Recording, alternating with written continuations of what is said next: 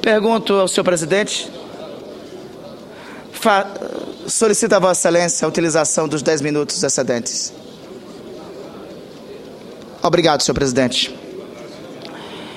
As gravações, então, demonstram o que é cabal, a relação, o cumpliciamento, a atuação em favor dos interesses do contraventor Carlos Cachoeira.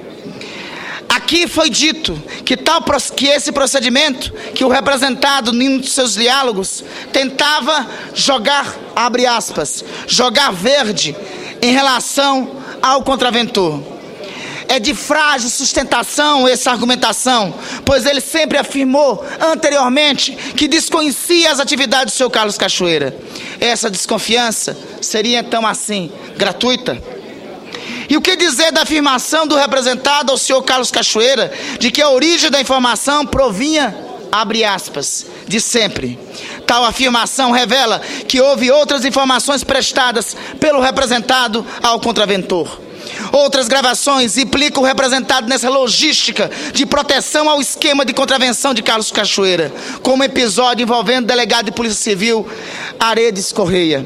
Mas diante de tantas evidências, torna-se pouco o tempo para debruçarmos sobre todas. Por fim, o representado obteve da organização criminosa vantagens indevidas. Este ponto fica patente.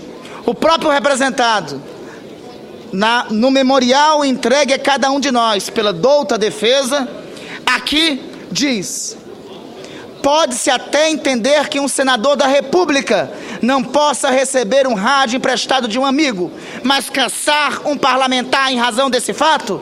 Será que seria proporcional? Ocorre, com a devida vênia à defesa, não é este o único fato. Este é um dos fatos, e é um dos fatos que não podem ser relativizados. A nenhum membro do Senado Federal, da Câmara dos Deputados, a nenhum agente público, membro dos ministérios de autarquias, ao presidente da República, a nenhum agente público cabe receber favores, seja R$1, seja 1 centavo que quer, de qualquer agente privado. Quanto mais quando esse favor é claramente uma ação de um contraventor conhecido de todos. Quanto mais quando esse favor é claramente prestado por um agente de uma organização criminosa. No Conselho de Ética, o representado afirmou: R$40, R$50, isso, me desculpe, só se isso que custou. Ora, tratava-se claramente de um aparelho celular presenteado ao representado e depois esse aparelho celular com as contas pagas pelo chefe de uma organização criminosa.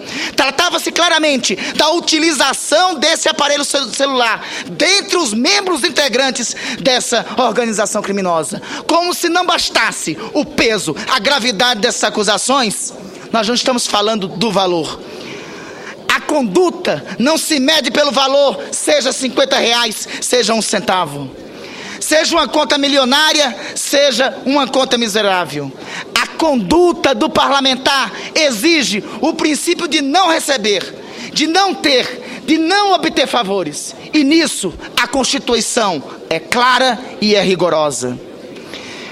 O princípio da significância, com a devida vênia, não cabe para esse contexto, em função e em razão do que aqui expus, em função e em razão do que aqui apresentei. Para nós, homens públicos, se exige muito mais. Por fim, a prova de nomeação de servidores pelo representado a pedido do senhor Carlos Cachoeira. Isso fica patente também nas gravações telefônicas, quando o representado termina advertindo o contraventor: então, para evitar problema no futuro, a gente volta a resolver isso. Aí, falou?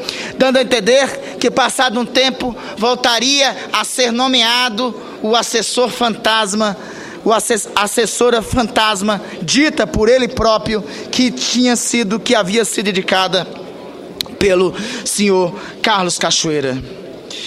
Por fim, o representado aparece claramente como sócio oculto dos negócios da organização criminosa, especialmente da empresa Delta Construções.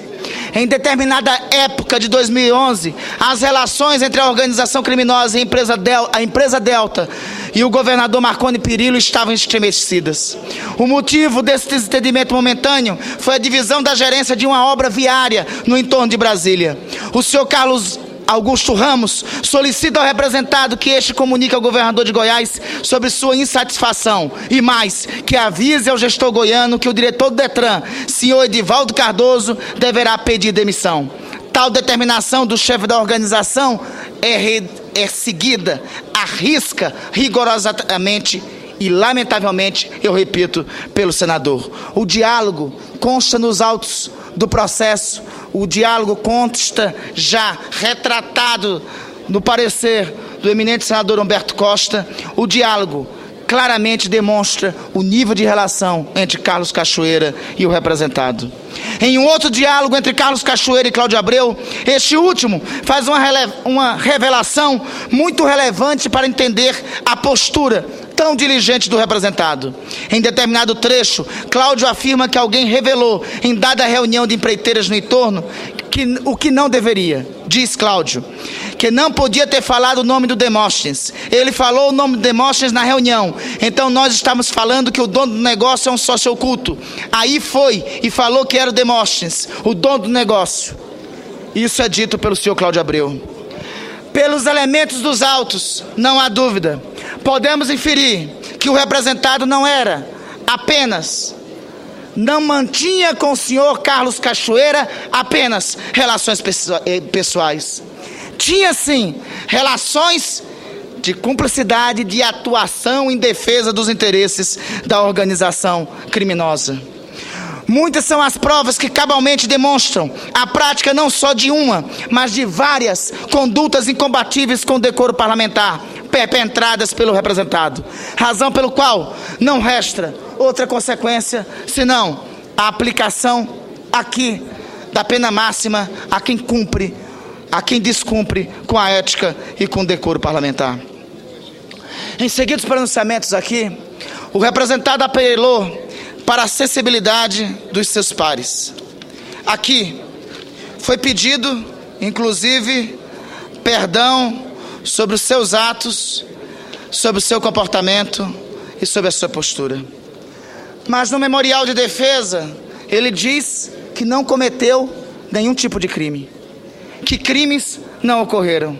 Ora, nos ensina a Bíblia, não existe perdão para quem não manifesta real, sincera e verdadeira conversão. Aliás, perdão é algo que só pode ser concedido por Deus. A nós aqui não se trata de exercício de perdão. A nós, homens públicos, a nós, membros da mais alta casa legislativa desse país, se trata de cumprir com o nosso dever quando é chamado. O povo brasileiro, o povo dos nossos estados, nos encaminhou para cá para cumprir um serviço. Este é o momento em que esse serviço deve ser cumprido com dedicação e sem medo. Recorro novamente ao padre Antônio Vieira. Personalidade, esta sim, talvez mais habilitada a conceder perdões.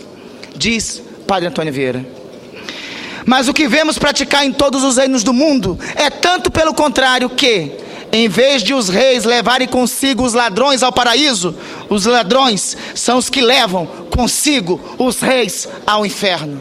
Nada mais apropriado para esse momento e para essa circunstância.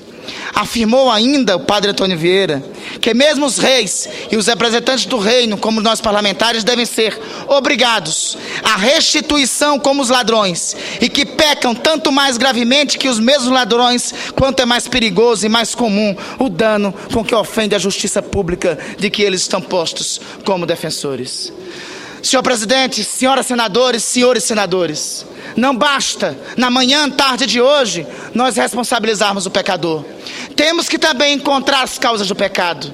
Esta casa já fez a primeira parte do seu dever, acabando com o voto secreto. Espero que a atuação dos nossos parlamentares, como o deputado Ivan Valente, à frente da frente parlamentar, pelo fim do voto secreto na Câmara, faça que a Câmara, o quanto antes, também assim proceda. Que esta seja a última votação no Congresso Nacional sob a égide do voto secreto. Que aqui nós simplesmente cumpramos com o nosso dever. Por isso que pedimos a cassação do mandato.